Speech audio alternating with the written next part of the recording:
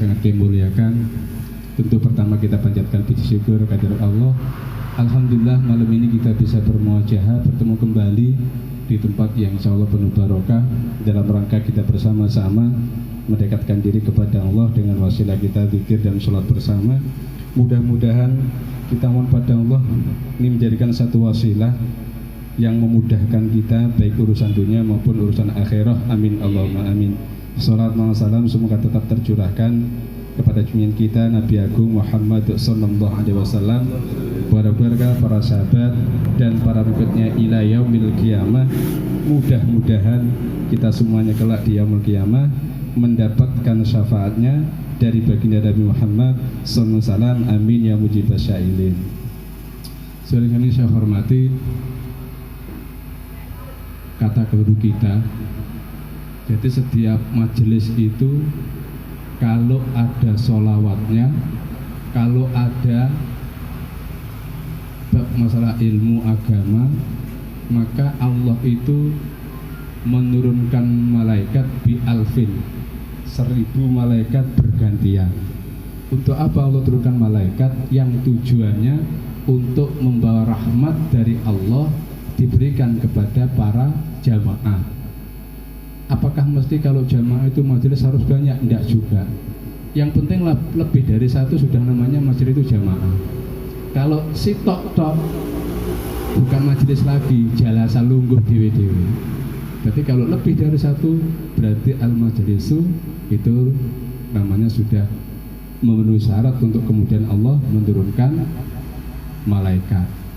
Tapi kalau ada bicara agama, walaupun mungkin cuma 1 menit saja, udah termasuk majelis taklim. Nah, kesempatan ini kita juga agak bingung karena guru-guru kita pada pulang ke Jawa, lagi ada acara. Mudah-mudahan nanti acaranya sukses, berjalan dengan lancar dan diridhai Allah Subhanahu wa taala. Bapak-bapak, ibu-ibu yang saya hormati, ada ini satu firman Allah. Daya Allah ngeten. Ya ayuhan nas inna khalaqnakum min dzakari wa unsa wa ja'alnakum syu'uban wa qabaila lita'arafu. Inna akramakum indallahi atqakum innallaha alimun khabir. Yang saya garis bawahi di sini adalah lita'arafu. Al-Qur'an itu tidak bisa dilakukan secara sendirian. Artinya harus kemudian dilakukan dengan hadisnya Rasulullah. Maka akan terwujud yang namanya lita'arufu.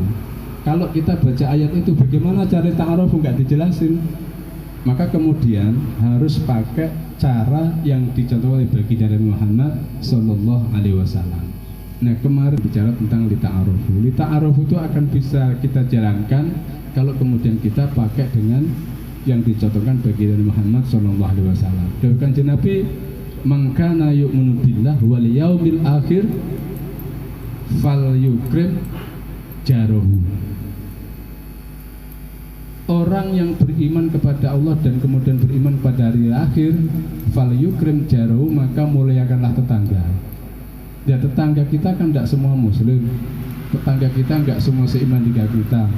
Lalu apakah itu berlaku? Berlaku, karena di situ jamaah, artinya semua umum sifatnya.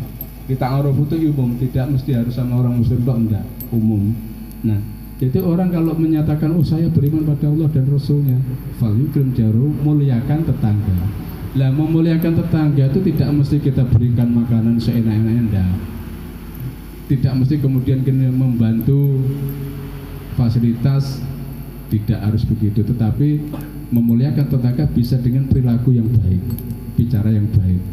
Apalagi dengan saudara kita yang beragama Hindu, Kristen, dengan kita berperilaku yang baik, beromongan yang baik, insya Allah mereka akan respon dengan kita dan kemudian akan menyatakan bahwa Islam benar-benar rahmatan lil alamin.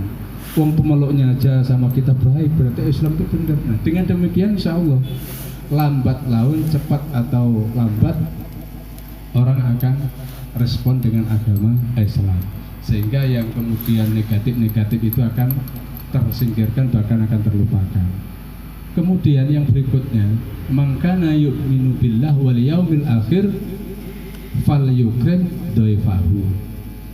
Kalau kita sudah ikrar beriman pada Allah dan Rasulnya, fal yukrim dhaifahu, muliakan tetangga tamu, dhaifan tamu. Lah memuliakan tamu itu apa kemudian kalau dia datang harus disembelihkan kambing? Ya kalau ada tidak apa-apa. Apakah kemudian kalau mereka datang harus kita beri rangsuman yang begitu lengkap? Ya tidak juga. Paling tidak kita menghormati, menghargai, kemudian menyapa dengan sapaan yang baik. Termasuk malam ini Mas Haji kan kedatangan tamu, walaupun udah rutinitas. Kalau orang Jawa namanya tamu laler. Tamu laler teko lungo. Ya wong iku ae, ora ganti-ganti. Namanya tamu laler ya wong Jawa. Tetapi siapapun ia, sekalipun ia sering datang, ketika bukan di rumah sendiri namanya tamu. Walaupun tidak disuguhi makanan, tetapi paling tidak dengan sambutan yang baik, dengan ucapan yang baik, itu menghormati dhaifahu.